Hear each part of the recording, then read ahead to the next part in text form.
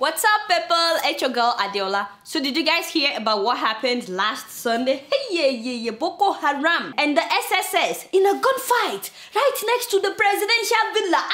I was so worried for Mr. President, the #1 citizen, you know, bless your soul, my God. I was so worried for him. I started calling all my friends in Abuja.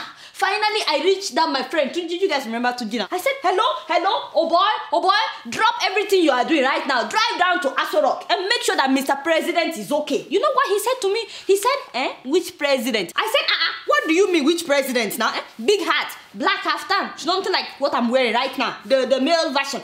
He said, whoa, I beg. Slow motion right there. Why should I care about the safety of Mr. President when he could care less about my safety and that of millions of Nigerians? I said, he said, hold on, I'm not finished. All this while that Boko Haram has been killing people left, right, and center, including innocent school children, Adeola, tell me exactly what this man has done. So now that they are getting close to his house, I should leave everything that I'm doing and drive myself to Aso Rock to make sure that Mr. President is doing well. He said, fine, babe. That was me. He said, fine, babe. If you don't have anything good to say, I beg, don't call me back. And then he dropped the phone. Right there. Can you guys believe Tuji? I said, Tuji. I said, Tuji, who is your father? How dare you talk about the #1 citizen like that? And then I remember he had dropped the phone, but I was so upset. I kept talking to the phone anyway. I said, what do you mean? What has Mr. President done? He's still working hard on it. Maybe I asked him myself now, a few months ago when he came to New York. We are working very hard on that. How exactly, sir? We are working very hard. And 3,000 people have died.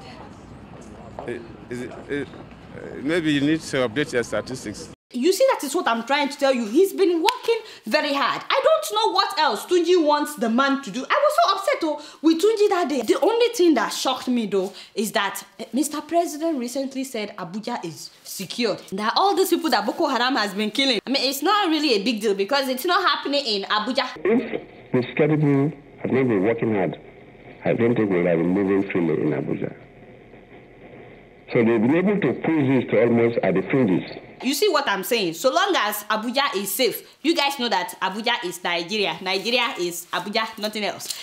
All these 30-something states that we have, you guys are the fringes. Anyway, I was so shocked that these people would dare stage an attack in Abuja. That is Nigeria, Abuja. And near Mr. President's house. Kai.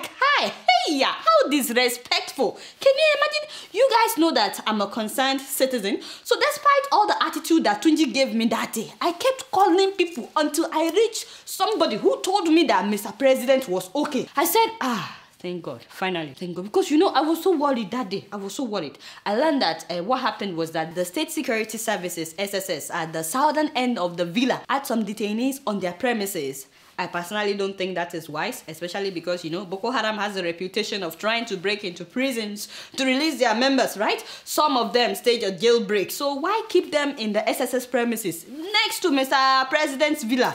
Anyway, according to the SSS, they went to feed the prisoners when just one of them, who happened to be a Boko Haram member, overpowered the officer that brought the food and he took his gun. That was how the gunfight began. Something like that. That was what they were doing. Inside SSS headquarters, everybody near Aso Rock started panicking. People were tweeting. I don't know how they were able to do that when they were panicking though. But they were tweeting that there's a gunfight going on. I was also panicking where I was for Mr. President's safety, which is why I started calling everybody. But what I don't understand is how one inmate can overpower all the officers. No be me talk. I'm just, By the end of the day, I heard that the officers had killed 21 people, including that guy who took the officer's gun instead of the semo that they were giving them. I was very happy that Mr. President is safe, and the whole thing was over. But, who were those 20 other people that were killed by the soldiers? I've been asking and nobody has been telling me. Because I heard that it was just one Boko Haram guy that attacked. How come they killed 20 people and nobody is asking who these people were? Seriously, Naija? Mr. President, seriously, this is where me and you, we don't see eye to eye. Even though I'm defending you in front of Tunji, I'm defending you in front of everybody. God knows I want you to be safe, Mr. President. But I wonder if the lives of Nigerians are precious to you. 21 people killed like that. And honestly, it bothers me because few days after that, they also killed another 21 people when 4 Boko Haram members, suicide bombers, tried to attack the NNPC's office in Maiduguri. 21. Only 4 suicide bombers. Who were those 21 people that were killed? Were they walking by the street? Were they bystanders? The other time they said they killed about 2,000 Boko Haram members, and I was thinking within me, 2,000. What if some innocent people were killed as well? And that is not to talk about your attitude about the thousands of people that Boko Haram has killed, Mr. President. I mean, I know you said that it's in the fringes, but these are still Nigerians, human beings like you, like myself, somebody's father, somebody's wife, somebody's sole provider. And hopefully now that they're getting close to Asorok, you know, we are praying that they won't get past the SSS, that you will take this thing serious. First of all, why me? When I was worried about Mr. President's safety, I learned that the man has traveled out again. I said, what? No. See, that is the genesis of our problem. That is the genesis of our problem. Why can't we sit down at home and take care of business before we start to gyrate all over the world at the slightest excuse? No, seriously, Mr. President, maybe you were recently in Namibia, Netherlands, and Italy to meet with the Pope. The president did not visit Pope Francis empty-handed, as gifts came from both ends. They savor the purple handshakes and kisses that may be unforgettable in the lifetime of any. Oh boy, you've come again. This is a serious issue we are talking about. Did I send you to play that video? What is your problem? Seriously, call it the war. You should know when to be serious. There is nothing wrong with it. At least Mr. President kissed him first. It's a normal thing. People do that all the time. The purple handshakes and kisses that may be Come here.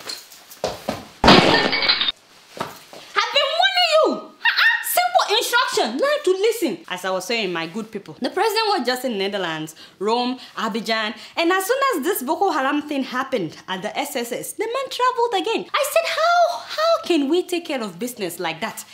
You know, I don't hear of Kenyan president traveling every week like this. And they're having terrorist attacks in Kenya as well. You guys know that they recently bombed a church in Kenya. In fact, what they're dealing with in Kenya is bigger than Boko Haram. We're talking about Al-Shabaab. Yet they seem to have it under control. We don't hear of them killing people every day in Kenya. See why I said that maybe we should also stay at home and take care of business? I keep asking myself, what else? What else can happen in Nigeria that would make my president cancel all engagements and say, you know what, that's it, enough is enough. We're not going anywhere, we're not doing anything until we fix this problem. What else can happen before Jonathan would know that his house is on fire? Tell me, what else can make this man cancel a foreign trip abroad? Back to what I was saying, my president, yes, I hope you are watching. To me, this is a wake-up call for us to actually do more than... We are working very hard. Yes, that one, thank you. You're coming back to your senses. See, let's work on securing our borders. Let's work on eradicating poverty. Because I believe that's one of the reasons that Boko Haram is thriving, and we don't need foreign aid to do that. A practical example of how to eradicate poverty would be, as some people have been suggesting, not me, let's fire someone like Madam Alison Madueke. That is what people have been saying. Yes, whose personal private jets are costing us billions of naira. I swear, that money alone could create jobs for thousands of Nigerian youth. Yes, and if you can also reduce the number of your own private jets, Your Excellency, I know you have only 10 private jets, and if you can just sell like 8 of them, honestly, that can eradicate some poverty in Nigeria. See, we don't need foreign aid. Also, Mr. President, this is between me and you, you know, trust me, because nobody else will tell you what I'm about to tell you. Please stop telling us that terrorism is a global issue. We already know that, especially now that they're getting close to your apartment. Sorry, I forgot that you don't live in New York. They're getting close to your house. And why are you going to Europe to ask them to come and fish out Boko Haram sponsors in Nigeria? Seriously, Mr. President, do these people call us to come and help them with their own terrorism problems, or you think they don't have terrorism problems as well? He went to Brussels and said the whole world has the responsibility of holding the Boko Haram sponsors responsible and accountable. Yeah, it's true. We should find out where they're getting these weapons. I'm sure that they're coming from outside Nigeria. But what about going after the Boko Haram members that have been arrested? Today we will hear that they arrest them. Tomorrow we will hear they've been released. And I'm like, How then do we know who their sponsors are? Why can't we probe those ones so they can tell us who their sponsors are, who their leaders are? Now you want European leaders and other African leaders to come and fish them out for you. Mr. President, have we done all that we should do before we start to invite the international world? I don't want to get upset, I beg, because, you know, I'm sure that by now even Mr. President knows that I don't know anything. I probably don't make any sense. I'm just keeping it real. Now, ladies and gentlemen, please give it up for my Ghanaian brother, Kwasi Enin. Yes, sir. This is the 17-year-old student in Long Island here in New York who got accepted to all the 8 Ivy League schools in America. Whoop, whoop, whoop. Yes, sir. That's what I'm talking about. Yeah. Go, Kwasi. By the way, all the Western media that have been reporting about this story, you are forgetting to include the fact that this boy is Ghanaian. Yes. His parents are from Ghana, so he's Ghanaian. What is wrong with this Western media? Why is it that it is only when we do something bad that you remember where we are from or where our parents are from? Remember those guys that killed a soldier in Britain? The guys had never been to Nigeria. Suddenly they said Nigerian men killed British soldier. But now that a Ghanaian boy got accepted to all the 8 Ivy League schools, they are forgetting that he's Ghanaian. God, these people. Anyway, we are very proud of you, Jerry. Charlie, you know, do well. Keep up the good job, my brother. I'm telling you, this boy, he's very brilliant. He scored 2,250 out of 2,400 on the SAT. And that places him in the 99th percentile for all students taking the exam. Yes, so he has surpassed the accomplishments of some of his uncles and cousins who were also accepted to several Ivy League schools. I'm telling you, it runs in the family. You guys know that Africans are very brilliant. Yes, we are. Charlie is here to decide which school he will choose, but we are very excited. And guess what? I'm just keeping it real. And speaking about Ghana, President John Dramani Mahama has been elected the new chairman of ECOWAS, Economic Community of West African States.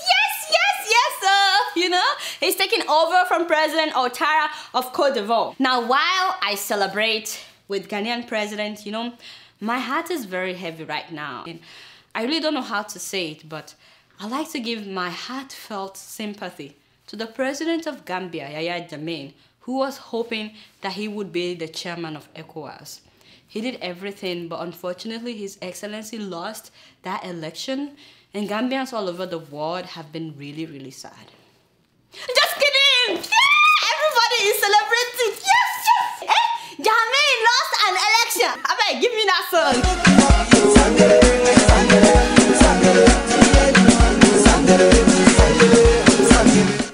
Feels good. Feels good for my soul.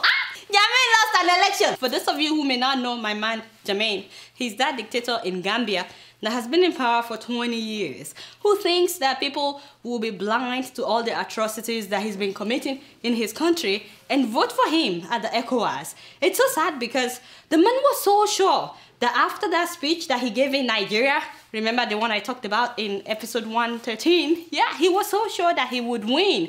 So he was really surprised that people did not vote for him. I mean, I was surprised too. I mean, I said, why would anyone in their right mind not vote for a man who has jailed almost all his officials and several journalists and all of these things that have been reported to ECOWAS? Oops. Snap. Oh, I forgot that when he killed about 44 Ghanaians the other time, remember, the case was also reported to ECOWAS. Ooh, snap! Oh, did I mention that one time like this, he killed like 14 students in broad daylight in one day? Jammeh, seriously, if I were you, I wouldn't even bother. No, seriously, I wouldn't even bother to contest. So he's very upset because he's been in ECOWAS for 20 years and has never, not once, been appointed the chairman. Excuse me. Meanwhile, Ghanaian president just came into power 2 years ago and they elected him as the chairman. My man, Jammeh, maybe they are trying to tell you something. Seriously. I heard that he's really upset with Nigerian president right now, Goodluck Jonathan, you know, because he thought that Jonathan would back him up. I know, Jammeh, you should be upset. I thought that the president would back me up too on several things that I've talked about on this show, my brother. So on that one, you are not alone. But if I were you, Jammeh, I would never depend on President Jonathan's nomination because people are not blind to what is going on in Nigeria either. And everybody knows about what you have been doing for the past 20 years in power. Some Gambians told me that he packed up and left immediately. They said he stormed out after the Ghanaian president was announced winner. And when he got home, he told Gambians that he will pull Gambia out of the regional bodies that is ECOWAS and European Union, EU. He also said that he's no longer supporting the economic partnership agreement with EU that was discussed at the ECOWAS meeting. I'm telling you, he's very, very upset right now. So much so that he cancelled his EU meeting in Brussels. Although I heard that he actually cancelled because he was afraid of the huge protest that awaits him. A lot of Gambians are prepared to confront him there with huge protests. But honestly, Jammeh, I feel your pain right now. Trust me, I do. And that is why I think you just forget about everything. Get a cup of Fanta, enjoy me, and shake your waist. And don't forget to step down. No, seriously, it is time for you to step down. We've been telling you left and right. How else do you want us to say it now? Step down, my man. So this is to all my Gambian people in Adeola. Congratulations. And congratulations to my man, Mahama of Ghana. I beg, play that song.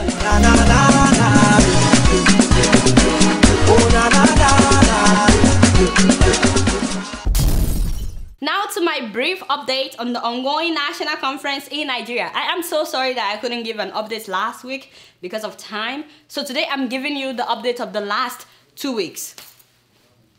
You didn't hear this from me, but I heard that in the previous week, some people decided to kick out any journalist whose reports are considered offensive and unfair to the leadership of the conference. Can you imagine these people?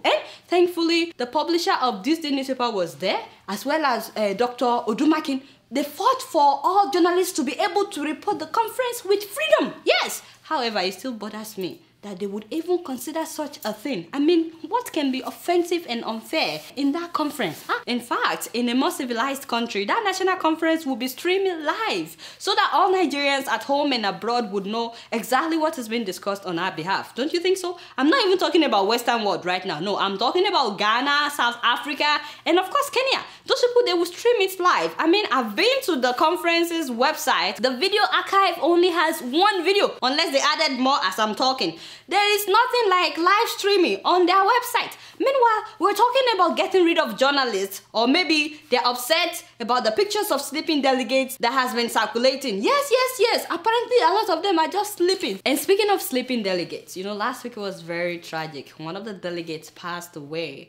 It was very sad. Malam Hama Mesau, a retired Assistant Inspector General of Police from Bauchi State. I learned that the man was sick. He was 67 and has been buried. I'm so sorry about his death. My sincere condolences to his family. May his soul rest in peace. But please, conference committee, take care of the delegates. If someone is sick, please tell them to go home. To be honest, I'm very concerned right now for Mrs. Dora Akunyili. I don't know why she's at that conference. You know that she's been sick and she lost so much weight. I mean, take a look at how much weight she lost. She said that she's okay now, and even when she speaks at the conference, she speaks well. I mean, it's obvious that she still needs to recuperate, and it's not like she needs the money anyway. We know that she's very well to do. I'm really worried about you, ma'am, in case you're watching. And you know, with due respect, I'll just say please take a break. Now, to tell you what's the latest. So the main issue at the national religious debate, the main issue at the national conference this week, I'm so sorry, it's just that they've been having some kind of religious debate lately, is that, you know, some Christian delegates said, oh, we should amend the 1999 constitution because it's too much in favor of Islam. They said Sharia was mentioned 73 times in the constitution and Islam was mentioned 28 times. Muslims were mentioned 10 times, and there is no single mention of Christ, Christianity, or church. Which is why some people think that Nigeria is an Islamic state, but we're not. So they also said that they want Christian courts that would be called ecclesiastical courts, just like Muslims have Sharia courts. And that also must be funded by the government, just as they are funding Sharia courts. And of course, that didn't go well with some Muslim delegates, and you can read the rest online. But seriously, this is what I think. I don't think that religion is a problem right now in Nigeria. Seriously, I live in a country where you would find people of all religions, and we're not killing each other like we do in Nigeria in the name of religion. Most people could care less what you believe, so long as they have basic amenities. They have good job, good roads, electricity, constant electricity, and security. All these are the issues that I think that we should focus on right now. And as much as I would love equal representation of all religions in the constitution, I don't know if that would make me feel safer on the streets of Nigeria, or give a job to my cousin that has been sitting at home for years because he couldn't find a job, or put an end to Boko Haram. Honestly, I'm very concerned about the fact that this is the 3rd week, and for 2 weeks, all they talked about was the rules that would guide the conference and how people can vote at the conference. In fact, some of them were fighting over how to vote at the conference. That's why they were dragging this man away from the fight. And then the whole of last week, all we are talking about is religion. I said, when then would we get to pressing issues? So can we talk about finding solutions to unemployment? Remember how many young Nigerians died just a few weeks ago because of unemployment? Can we talk about finding solutions to kidnappings, to Boko Haram, to poverty, and so on? No, but seriously, I hope that something good will come out of this national conference because I'm getting impatient. 3 weeks already. Anyway, I can't end this episode though without remembering the family members of the Malaysian airline flight 370. The latest that I had was that it's possible that the plane crashed into Southern Indian Ocean, and that has been very devastating news for family members, many of whom had been keeping hope alive for more than 2 weeks before they found out that it's possible the plane had crashed. It's very unfortunate that there's nothing concrete really. The remains of the plane has yet to be found despite all the search efforts, and my deepest condolences to the family members. May their souls rest in peace. Alright y'all, it's been real and I'm keeping it real right up in here. Until next week, I'm gonna see y'all later. Peace out.